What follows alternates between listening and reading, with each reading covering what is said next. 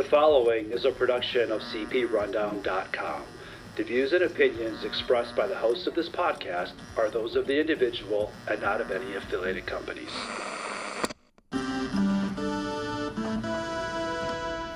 Ladies and gentlemen, welcome to the Rundown on Fun, a weekly podcast covering the Six Flags Entertainment Corporation, the amusement industry, and everything to do with fun. Here are your hosts, Carsten Anderson, Evan Schultz, and Kyle Hu. And we're back. Welcome to the Rundown on Fun, your podcast where we cover Cedar Point, Six Flags news, and everything to do with fun. And yeah, unfortunately, both guys are extremely busy, and I'm coming here to you live currently on a Sunday night, just trying to fit this podcast in because next week, or I guess you could say the beginning of this week or so, probably around Wednesday, maybe Thursday, we hope to record a full episode with Kyle and also Evan and talk a little bit more about everything that we said we were going to talk about last week about like the our top houses and Halloween Horror Nights at Universal and everything like that. But I'm going to come to you with a little bit of an update. I actually got to experience the Conjuring, a little bit behind the scenes tour and stuff and everything. If you go on CP Rundown's Facebook page, you'll be able to see the video of the first 3 rooms of the Conjuring. If you're curious on like what that looks like, no, it's not my camera being all faulty or anything.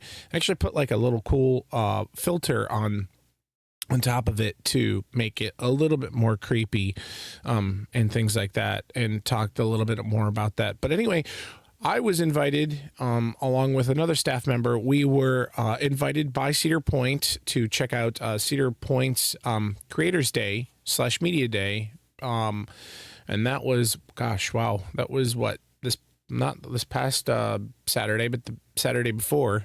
It's already been a week since then.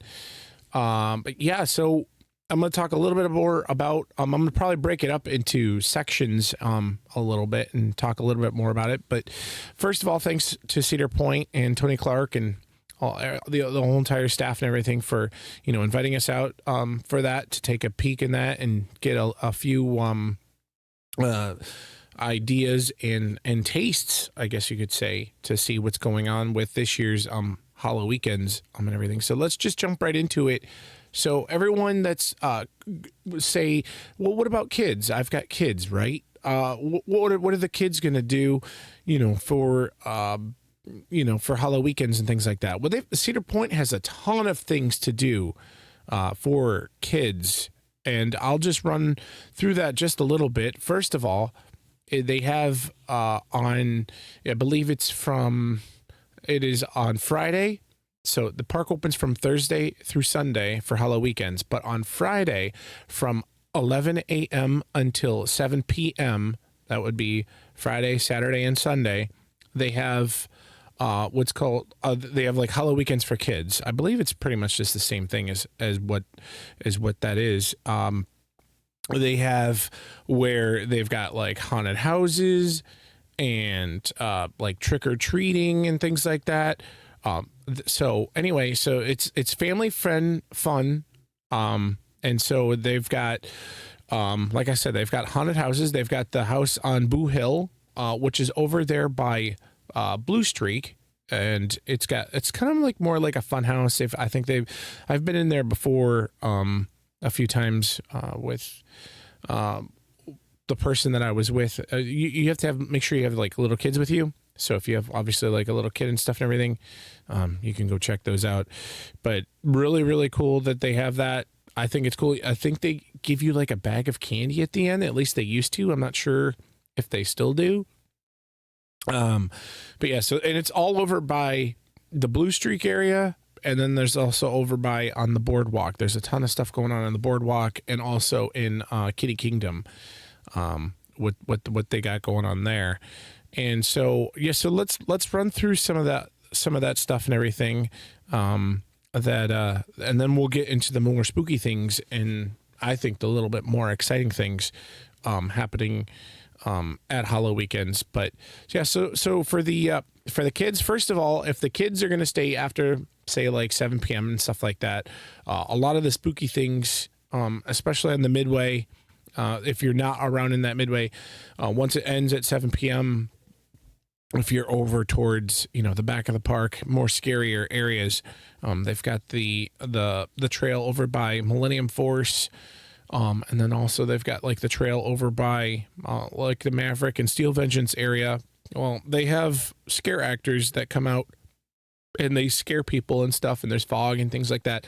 But anyway, if you don't want your little Jimmy or Julie or anything like that to be scared, the park actually offers a no boo necklace. And what is a no boo necklace? You ask, pretty much it's just a necklace, and you light it up. It's a lot of people have been kind of going off on the post that I posted on Rundown. But it first of all, it's like a souvenir, right? So it lights up, like the necklace lights up, and also it's a bat this year, and the bat, whatever, I believe it's a bat, maybe it's a spider, I can't remember. It lights up, right? It lights up, it flickers and everything like that. So it's not just like a one-time use. Like you can use it, obviously throughout the whole entire the rest of the Cedar Point season and stuff and everything. And also you can wear it around when you're going around, I'd say like trick-or-treating or something, add a little pizzazz to that costume that they're gonna have or something like that. Or you can just wear it around. I don't know. So it's a really cool light up thing that you can have, that I know like during the season and stuff and everything, they sell like the things that you can hold in your hand, like the swords and things like that. But anyway, so they do sell that. Currently, those are for $17.99. And they're not just for kids. Like you can buy them too. Adults can wear them. So if you go through like the scare zones and things like that, and you don't want to be scared, the scare actors know that those are actually lit and things like that. Then they won't scare you. They'll just kind of, like I've seen it from previous groups, is they see the group and they kind of just ignore the person that has it. Now I have seen where, like, say, your little child has it and whatever, but the adult doesn't have it. That's with the little child. The scare actors will actually, if they see you or something, they will actually possibly scare you, not little Jimmy or Sally or anything like that, but they might scare you. So there is a possibility. So if nobody in the group wants to be scared completely, then you could actually buy individual ones for everybody in that group, and then you have to worry about that. So anyway, going on with that, so Kitty Kingdom, I talked a little bit about Trick or Treat, right? So Trick or Treat, it has a bunch of different stations inside of Kitty Kingdom, and pretty much they have we've talked about this, I think, last year, but they actually brought them back. They have old haunted houses from years past. Like they have Happy Jack's Toy Factory, or they have Hexed. I'm trying to think what else they have. They have, I took all these fun pictures. They also have, bear with me. They also have like, what is it? The Tunnel of Terror kind of thing, Toxic Tunnel of Terror, I believe it was. They also have the Carnival. That was like a play with like the clowns and things like that. They also had, before there was Cornstalkers, they had Werewolf Canyon. They have like things like that, which is really cool because you could go check out. And when you hit the doorbell and things like that, they actually have like different sounds from, I noticed this because I noticed like the little things, but they actually have little sounds from when the haunted house was going on. So you would hear stuff like that. Like for instance, like Zombie High School, you would hear like the door or the bell ringing in the background, and just the weird creepy sounds and stuff and everything that would play. So really, really cool that they have that. I thought that's a little nugget of information. So trick-or-treating is also free. A lot of these activities for the kids, you want to be 12 years and under. So if you want to participate in some of these activities, just remember that. Well, yeah, you can go through I think there's like 9 different houses. I'm not 100% sure. But you also get candy. I think they were also getting, they were giving you bags of like maybe chips and stuff like that. So yeah, so definitely check that out if you've got like a young one, and go trick or treating. And like I said, it's free and you get some free candy out of it, or maybe coloring book, or stuff like that, which is pretty cool. Moving on, they actually have a little corn maze for the kids. It's not like a super big one or anything like that. I believe it's over by Max Air, where they set up like the corn, and you and your little child and everything can go walk through that and check that out and everything, which is pretty nice. Nothing super scary. And obviously it'd be during the day. I think it'd be a lot scarier if it was like during the night, because I've gone through corn mazes and stuff, and you would see that there's actually, it's like dark and you can't really see. So there's that. Also there's there's a crafts and games area where you can check out, like you can decorate a bunch of pumpkins, like little pumpkins, like hand-sized pumpkins and stuff. There's also a really, really cool, like, I Spy games, where they'll have like different, symbols throughout the haunted area, like where the kids are and stuff and everything. And they have to find where, the different I Spy, pictures are and stuff and everything, which is really cool. And you get like a little prize at the end if you find everything and whatever. They also have the Boneyard Jamboree, where pretty much you can hit on a bunch of metal tins and pots and pans and different kinds of bones, and so on and so forth. So that kind of sounds interesting. And yeah, I mean, you can kind of just rock out with that. So they also have a really cool giant sandbox, but it's not full with sand. It's actually full of actually I think it is full of sand. Yeah, it actually is full of sand.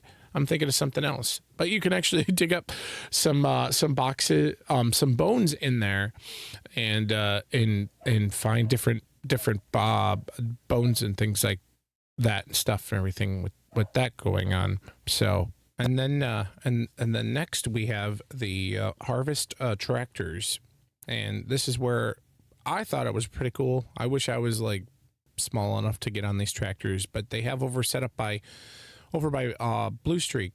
They have pedal your own tractors, and you could race around a bunch of hay bales. They have like a finish line and stuff like that, so that's pretty cool. Again, I'm super jealous because I think that'd be really cool to do that, especially if you're a little one and trying to find some different things for someone to do. And then last that I'll talk about is they've got a lot more, by the way. They've got a lot more. You can do a lot more crafts and things like that. But last is going to be the crazy corn box. This is why I thought it was filled with corn and not sand. But anyway, this giant corn box is obviously filled with a lot of corn. And it's the kernels of the corn, not just corn, the kernels of the corn. And so you got to search through and play, and it's just almost like a giant sandbox, but only with corn, which is I think it's pretty cool. Like I said, some of the things that they do is pretty sweet. So going into that, so Halloween, the HalloWeekends and everything, we got to try out a bunch of the different food options. They've got a ton of different food options, and this is just some of the food options that we were able to partake, but just a little bit run through all of them because there's a lot, and also some beverages that we got to try. And so I got to try the blue cheese fries, and I'll just go in a little bit of detail about everything. So the blue cheese fries, these had a little bit of heat topped with tangy blue cheese, and I think it really, really tied it well together. So if you're looking for something with like a bunch of toppings on some fries, those are really good. Also, another good option is the candy apple pulled pork. This was I thought this was a really great balance between like the sweet apple and also smoky barbecue. This one that we got to try really standed out, at least for me. You really could taste like the barbecue, and then you could take really sweetness of the candy apple, and I thought that was a good touch. I wish Evan was here to talk about a little bit more about the food, but the Frontier Dog Slider, that is just pretty much like a classic mini hot dog, and it's in like a small size. And yeah, I mean, it's a slider hot dog with a few different toppings on it. I think it had like onions and on it, and so on and so forth. So moving on, we had the Coaster Zombie Burger. This is a small little slider with a nice. It definitely had a light kick. It almost tasted like there's a jalapeno popper in the burger form. Again, one of my favorite ones. And then we also got the purple ecoplasm wings. So this, for instance, like you saw these wings and you were like, there's something different with those, right? And you're like, I wonder. Well, you are correct. They are very, very different.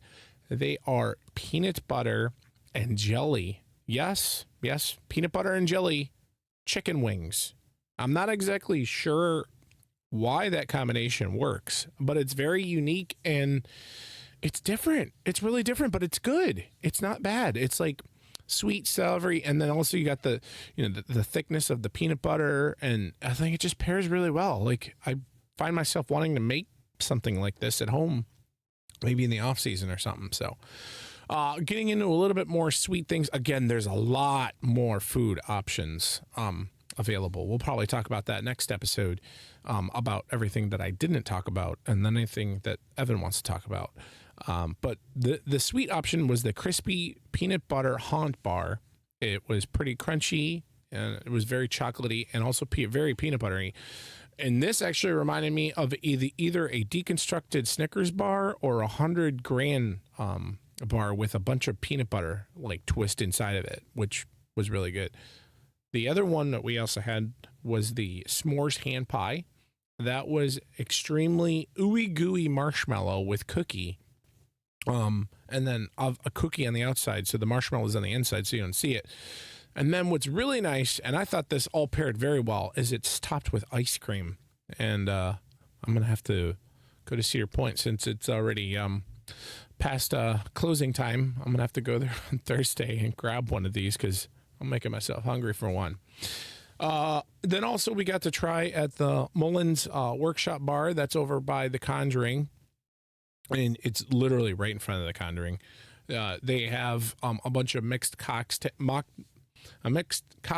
and also mocktails, if you're interested. I think we walked through all of them before, but we will talk a little about what I was able to experience. I was able to experience the Bathsheba Bevy, which was really, it was like the orange drink. It was very refresh, and it was pretty bright. And then also it kind of reminded me of drinking like a Sunny D. I thought that was really, really good. And then we also had the Crooked Man Smash. Now this was a bold cherry flavor, and this was probably the best drink of the night, at least for me. I thought the cherry and also the boldness of what was going on in that drink and stuff was really good. It is served, I believe it's only served in just a Conjuring plastic glass that you can obviously take home as a souvenir. And like I said, you can find all that information out on our Facebook page that we talked a little about it. You can see the pictures that I was talking about. And if you have any questions, feel free to message us. And yeah. And so like the last part that we were able to check out, first of all, the opening ceremonies, I think I talked a little bit about last podcast, but if you're curious, it's going to be in the very back in front of the railroad station where you can get on over by Steel Vengeance. You want to be on where if you were going to go on the actual train, you want to go take a peek and check that out over there. But anyway, that's a really cool show that's got Mr. Midnight in it. It's got the screamsters. It's got a bunch of fog. It looks really cool. I've actually released 2 videos. If you go check out our Facebook page, you can kind of see like what I'm talking about. It's scary. It's got a bunch of like different scary music to it. It definitely gets the night going for sure. In the scary atmosphere. It starts at 7 p.m. So make sure you're back there probably like 6:30, 6:45.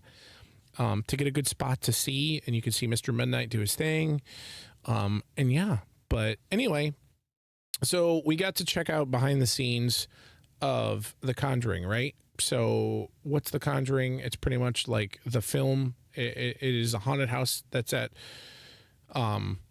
Cedar Point this year and a few other Six Flags parks around the chain, and they have it's The Conjuring Beyond Fear, right? So it is based on the movies and things like that. It's about a 20-minute interactive experience, and how I would describe this as, and I think I've said this in the past, it's like an escape room because you have to do things, but then also in the atmosphere of like the escape room, you have to, you don't really have to do like the activities. You just have to hold things and listen to the room announcer person and you just have to listen to what they're wanting you to do and move and things like that. But also it is a escape room / haunted house. Like, it is very scary.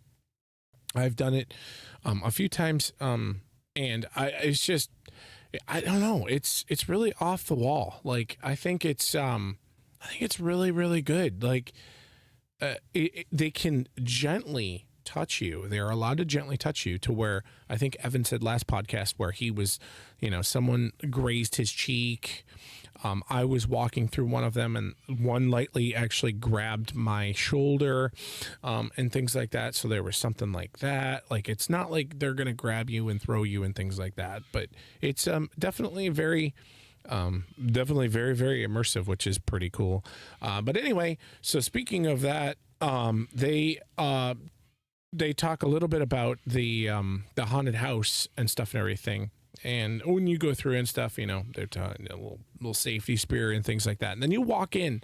So you walk into to the front room, right? And it's and Lawrence Warren. They're not in the office today, but there's a bunch of mysterious things going on from there.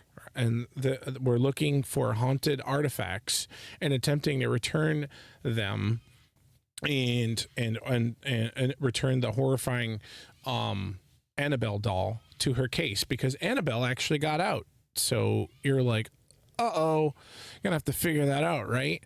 So then you go through and like I said, we were able to go to the first three rooms and pretty much record what was going on. So spoiler, if you don't want to listen to the rest of this, probably just end the podcast right now if you don't want spoilers. But if you do want spoilers, continue listening. So anyway, so you walk into that front room, and you go in and you watch pretty much maybe like a 30-second little movie blip and stuff. And then everything kind of starts happening. Like, there's an old a film projector that's like projecting onto the wall, making it like a little spooky and stuff, and the lights go crazy. And then there's a guide that comes in and talks a little bit more about like what's going on and stuff. And then she's like, okay, follow me. So then you go into this next room, which looks like an office, and all of a sudden the tape player and so everyone comes in, the door closes, everyone is around, and then all of a sudden this tape player starts playing, and the person that's like leading the room, they're like, oh my goodness, like, I don't know what's going on. And then the tape player, obviously starts playing. So then they stop it. And then all of a sudden, like, some really weird shadow figures start opening or start showing up in the back of the room. And then all of a sudden it looks like, I would assume, like a nun. I haven't really watched any of the Conjuring movies. I need to watch them so I know what's going on. But it jumps out of the wall, like the painting is there, and then you could see like actual fingers, and then all of a sudden it jumps out the wall, and it's a really good jump scare, especially if you're not expecting it, and the painting comes alive, and they run after you and stuff, which is really cool. And then it looks like you're in, I think you're in some kind of bedroom. I don't know if I'm not sure whose bedroom it is, but you're in a bedroom, and then all of a sudden, we're looking like under a bed, and like there's a rocking chair that's rocking back and forth, and then you see like a shadowy figure that looks like Annabelle, right? And then Annabelle slowly goes away, and then there's a giant monster that appears, and he literally is just like on the bed, jumps out and jumps at everybody and just freaks everybody out because the lights go out and the lights come on, and it's just really, really, really insane. So if you're looking for some extra, I would say, I don't know, next level thrill for the Cedar Point like haunted houses and stuff, definitely check this one out, because like I said, they're able to lightly touch you, and then it's not like what you think. There's some crawling involved. You gotta like hide in certain areas. It's very interactive. It's really cool. So definitely pay. I don't want to say the price because the price keeps changing, but definitely pay the extra price. So all the haunted houses and things like that we've talked about and stuff, like the Erie Estate, and then you've also got Slaughterhouse, and you've got Mr. Midnight, and you've also got the Cornstalkers, and you've got Bloodbath, and I'm sure I'm forgetting one other one, but those are extra charge haunted houses. So you have to actually have a haunted attraction pass that you need to buy for the night. It's pretty much a wristband, and it varies from say like $10 to maybe $20 or $30 or $40. Just depends on how busy the night is. And if you visit on a Saturday, it might be more expensive than if you visit on a Thursday. But it's really, really cool. So you get to do all those haunted houses and stuff, and everything. What is free is Blood on the Bayou, and then also, oh my goodness, the one over there by Maverick. I cannot remember. You can go check those ones out. Those are like the little haunted walkthroughs, and you can, walk through them. I mean, obviously, like the midways too. Like you can walk over by Millennium Force and the Haunted Trail, and then obviously over by Maverick and stuff. And those areas are the midways are haunted and scary and spooky, but you don't need to have an actual attraction pass, a haunted attraction pass. You can just walk through them and not have to worry about that. But also, the Conjuring is not included in that pass, so you have to buy the Conjuring separately. And also, they've changed it where I believe they've sold out. I heard from Tony that they on I think his radio program that he was talking, it's been so much high demand for the Conjuring that they used to sell tickets online and you could buy them in advance and so on and so forth. Well, there's been so much of a draw that they decided to pull all the tickets off the website, and you can only buy the tickets at the park now. You also need to have an access pass too. If you don't have an access pass, you can't go in the line. So say, for instance, like if you have a season pass, the season pass that they were offering with the Conjuring and stuff and everything, you have to have an access pass along with that, where you won't be able to get in line. They're just trying to make sure that the line's not 3 hours long and you're not waiting in a 3-hour line. So they're just trying to fluctuate the line back and forth, if that makes any sense. But yeah, so you can buy tickets at that the gift shop right in front of the Conjuring. That's the only place currently as we speak, and on a Sunday night. This will actually be available tonight. I'm gonna release this as soon as I'm done the recording. But yeah, you can buy the tickets at the gift shop and get your access passes at that gift shop. So that's pretty much where you got to go in the park and go check that stuff out. Also, it's starting to get spooky season, things like that. So it's starting to get a little, the crowds might start picking up a little bit, on Saturdays and so on and so forth. Just be reminded that that you need to visit that guy's shop or find out. I don't know the times that they open because it's been changing. Either possibly maybe email Cedar Point. They would definitely have like an official answer for you. Or if we're in the park and we see that, oh, hey, the line's open and stuff, maybe we can post about that on our Facebook page if you are at the park. But yeah, so jumping back into thrills, obviously, The Conjuring is definitely very thrilling. I definitely recommend that. But anyway, Six Flags Over Texas finally announced their brand new coaster. I don't know if anybody's seen any of that. That looks super exciting. I'm not gonna lie. It is a Giga dive coaster. Yeah, Evan was right. I was gonna say I was not expecting it to be over 300 feet tall. But yeah, they definitely are bringing a giant Tormenta, I think is Tormenta, is what it's called. And it's the world's tallest, fastest, and longest first Giga dive coaster, which is pretty cool. And it's obviously opening, in 2026. They've started construction on it.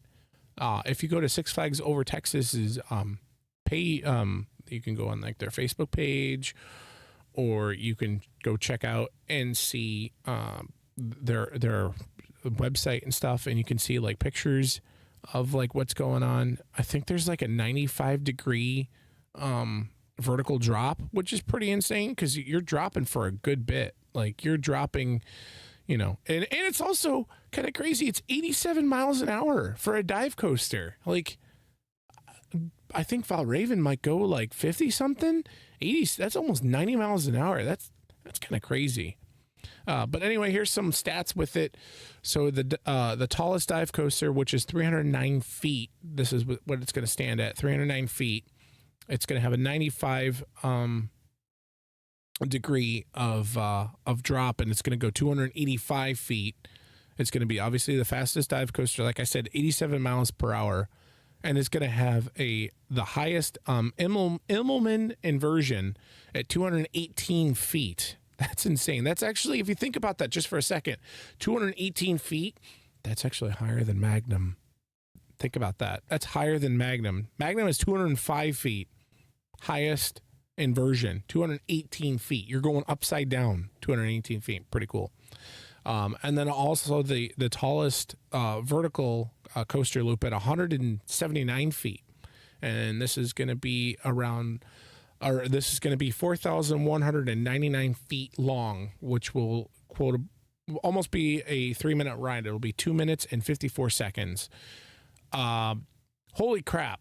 Evan, I, and Kyle, and whoever else, we need to get down to Texas and check out Fiesta Texas, but also get over to Six Flags Over Texas and check this out. Looks like it's going to be brown and maybe like a off yellow or something like that. I don't know. I'm super pumped. This is insane.